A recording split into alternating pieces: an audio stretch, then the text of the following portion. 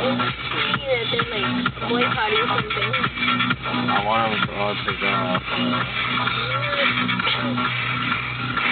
M6 and Bite Me, followed by The Last Goodnight in the Robert Burriam bootleg of Pictures of You. From Michael Jackson to James Sibilia, they all had their influence on the producing work of his producer, really fucking Jeremy Olander. And this is the Matthias Coma remix of Blade Runner. Does anybody else notice this?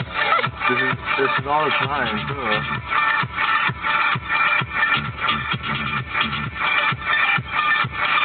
A attack of a bird! Look at there we go. It's so pretty. I know.